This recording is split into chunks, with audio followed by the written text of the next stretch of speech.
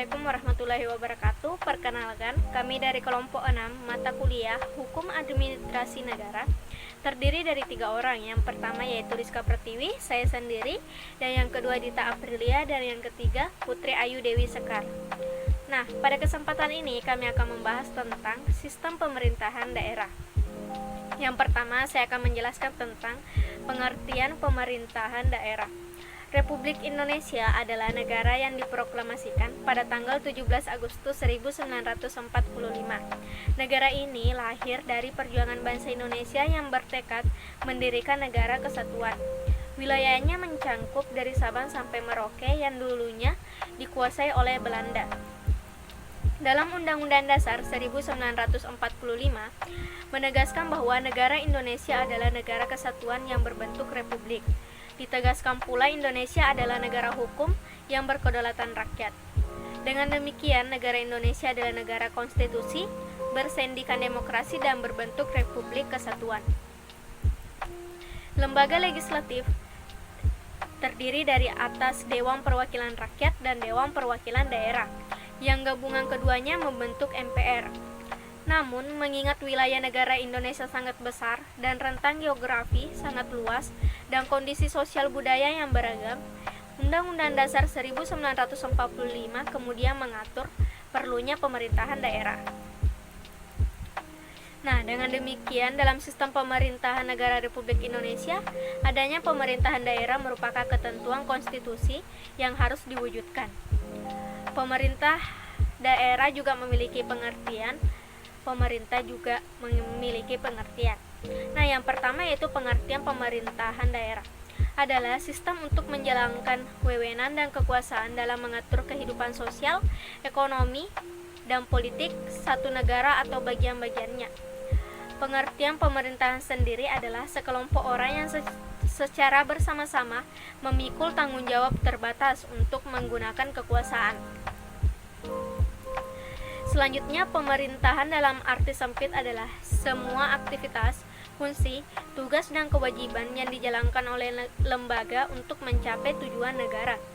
Pemerintah dalam arti luas adalah semua aktivitas yang terorganisasi yang bersumber pada kedaulatan dan kemerdekaan, berlandaskan pada dasar negara, rakyat, atau penduduk dan wilayah negara itu demi tercapainya tujuan negara.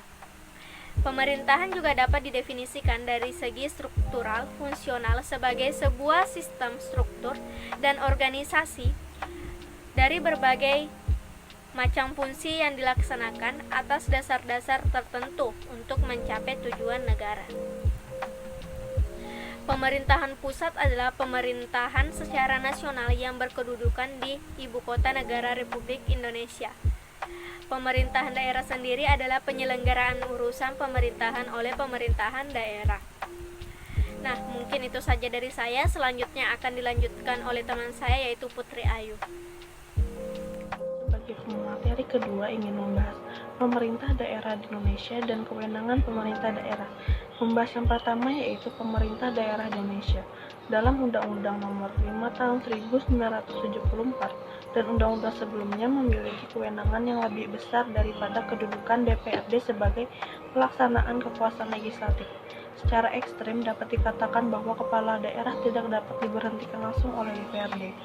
Pemerintah daerah dan DPRD adalah penyelenggara pemerintahan daerah menurut asas otonomi dan tugas pembantuan dengan prinsip otonomi seluas-luasnya dalam sistem dan prinsip Negara Kesatuan Republik Indonesia sebagaimana dimaksud dalam Undang-Undang Dasar 1945. Tugas DPRD merupakan lembaga perwakilan rakyat daerah dan berkedudukan sebagai unsur penyelenggaraan pemerintahan daerah yang memiliki fungsi legislatif, anggaran, dan pengawasan.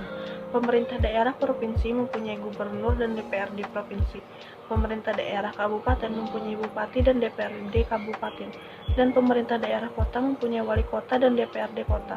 Sedangkan pemerintah daerah sendiri adalah gubernur, bupati, atau wali kota, dan perangkat daerah sebagai unsur penyelenggara pemerintahan daerah tersebut. Gubernur adalah jabatan politik di Indonesia. Gubernur merupakan kepala daerah untuk wilayah provinsi. Hubungan pemerintah provinsi dengan pemerintah kabupaten dan kota bukan subordinat, di mana masing-masing pemerintahan daerah tersebut mengatur dan mengurus sendiri urusan pemerintahan menurut asas otonomi dan tugas pembantuan. Bupati sendiri dalam konteks otonomi daerah di Indonesia adalah kepala daerah untuk daerah kabupaten. Pembahasan kedua yaitu kewenangan dalam pemerintah daerah di Indonesia. Sesuai dengan amanat Undang-Undang Dasar RI tahun 1945, pemerintah daerah berwenang untuk mengatur dan mengurus sendiri urusan pemerintahan menurut asas otonomi dan tugas pembantuan. Pemerintah daerah dalam rangka meningkatkan efisiensi dan efektivitas penyelenggaraan otonomi daerah perlu memperhatikan hubungan antar susunan pemerintah dan antar pemerintah daerah, potensi dan keanekaragaman daerah. Aspek hubungan wewenang memperhatikan kekhususan dan keanekaragaman daerah adalah sistem NKRI. Aspek hubungan keuangan, pelayanan umum, pemanfaatan sumber daya alam, dan sumber daya lainnya dilaksanakan secara adil dan selaras.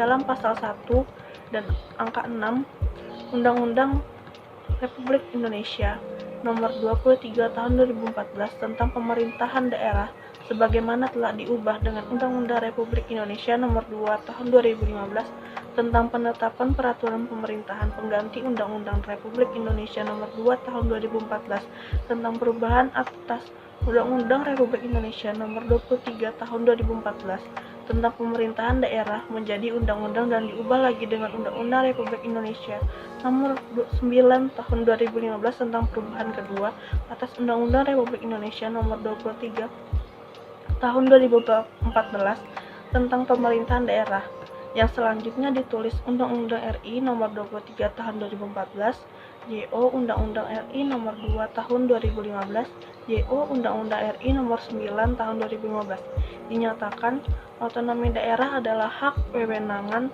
dan kewajiban daerah otonomi untuk mengatur dan mengurus sendiri urusan pemerintahan dan kepentingan masyarakat setempat dalam sistem negara kesatuan Republik Indonesia. Dari rumusan pasal tersebut, dapat dilihat bahwa otonomi daerah pada prinsipnya mengandung 3 aspek, yaitu yang pertama, aspek hak dan kewenangan untuk mengatur dan mengurus rumah tangganya sendiri. Artinya, pemerintah daerah diberikan hak dan kewenangan untuk mengatur dan mengurus daerahnya tanpa ada investasi dari pemerintah di atasnya dalam batas-batas otonomi yang diberikan.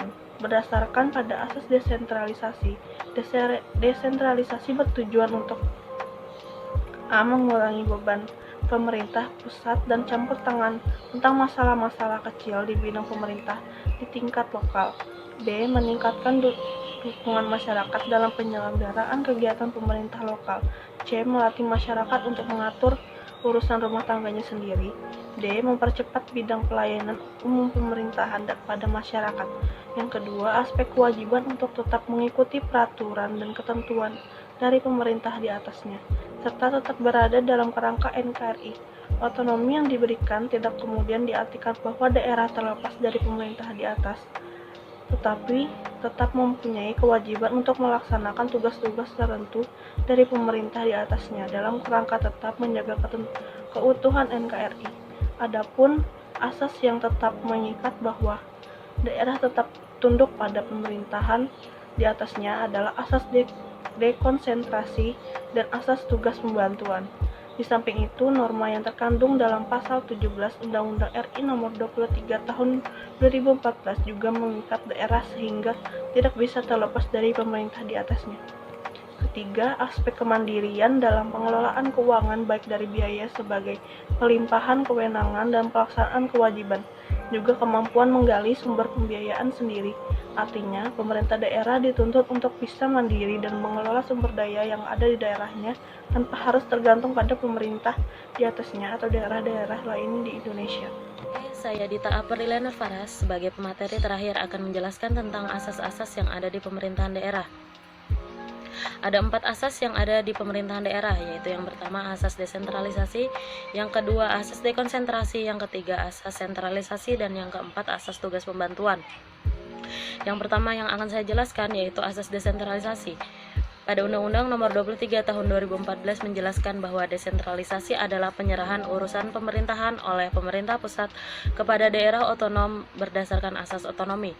Yang kedua ada asas dekonsentrasi, yaitu dalam Undang-Undang Nomor 23 Tahun 2014 pengertian dekonsentrasi didefinisikan yakni pelimpahan sebagian urusan pemerintahan yang menjadi kewenangan pemerintahan pusat kepada gubernur sebagai wakil pemerintah pusat, kepada instansi vertikal di wilayah tertentu dan atau kepada gubernur dan bupati atau wali kota sebagai penanggung jawab urusan pemerintahan umum. Yang ketiga ada asas sentralisasi. Asas sentralisasi adalah sebuah asas diimplementasikan oleh pemerintah pusat.